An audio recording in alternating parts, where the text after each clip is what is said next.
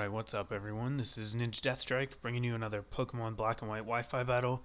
Still using the rain team. I think I've got this battle and two more after it with this team.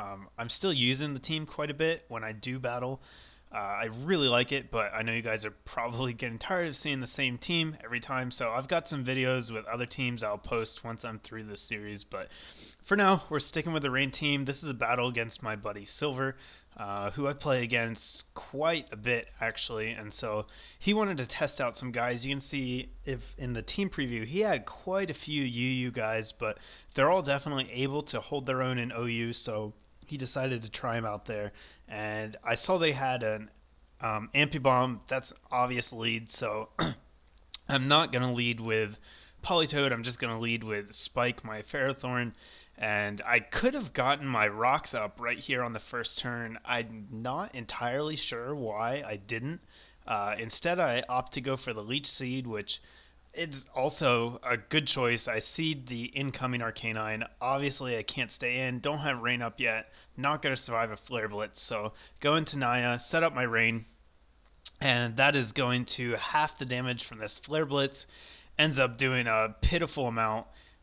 He takes almost as much, or probably more, with Recoil and Life Orb factored in, and then Leftovers and Leech Seed's going to put me back at full health, so I'm looking good here.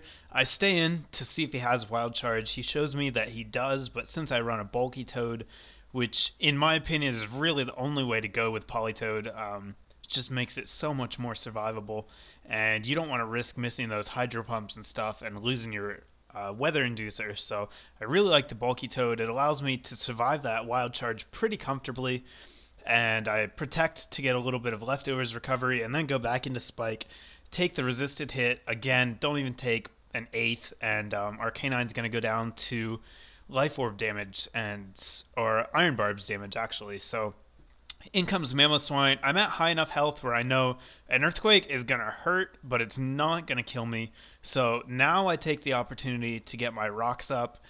And looking at that damage, I'm guessing this Mamoswine might be a little bit bulky. That did even less than I thought it would. So I protect again here just to get a little bit of extra Leftovers recovery. And now I'm going to switch out to my Rotom Wash to dodge the Earthquake. This Rotom Wash is Scarfed, and I absolutely love this thing, especially in the rain. It's so versatile. It's a Trick Scarfer, so it's got a lot of versatility. It's able to cripple walls and still pack a punch. He switches in Tornadus. This is before Tornadus went Uber, obviously, and he's going to take a rain-boosted Hydro Pump to the face, die immediately. In comes Porygon Z, and now he finds out I'm Scarfed. Porygon Z is going to die immediately, so Spook, putting in some work, takes out a third of his team in 2 moves. Now Amphi-Bomb comes back in. Don't want to take the Fake Out, but I know that this thing can't really touch Spike, so going to go right back into him, absorb the Fake Out, gain most of that back with my Leftovers, and do more damage to him thanks to Iron Barbs and Life Orb than he did to me. So I stay in here, protect to see if he has a fighting move. I know Amphi-Bomb usually carries one. He shows me that he does, but I'm fairly confident that I'm going to be able to survive it. So I stay in here and just go for Power Whip. I live at 10, which is really close.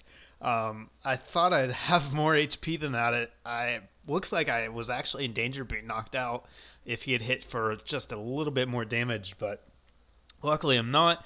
And my Power Whip hits, so that was a nice turn for me. Take out the Amphi-Bomb, and now Espeon comes in. At this point, Spike has definitely done his job, got his rocks up, walled some stuff, and so I just leave him in his fodder, bring in Jafar, and fire off 100% accurate Hurricane. So I thought I would take it out, but it lives with a tiny, tiny sliver of health, and then it hits through the confusion as well. I end up taking a nasty Psychic. That's going to do over half. But it's not a real big deal because once Espeon's gone, that's the most, the fastest member of his team down.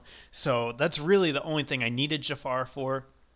I know the Ice Shard is coming here, but I'm not going to switch out because Jafar is not going to be a whole lot of help for the rest of the match. So better just to fodder him out, get a free switch, and then be able to take out the rest of his stuff. So I go right back into Rotom. He's going to completely wall Mamoswine. There's nothing he can do to me. He stays in, maybe going for a superpower here. Going to be hard to tell, but it doesn't matter because Hydro Pump's going to obliterate him, and that's going to be the match. So pretty quick, pretty straightforward, but it was one of the other matches I had with this team. Figured I'd go ahead and put it up.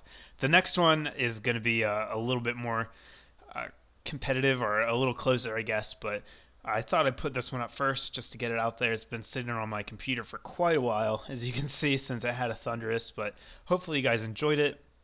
Lots more TCGO stuff coming this week, assuming that they get the server fixed. It's been down all day, but anyhow, go ahead and leave me a comment, leave me a thumbs up if you enjoyed the battle, and stay tuned. More coming your way shortly. Thanks.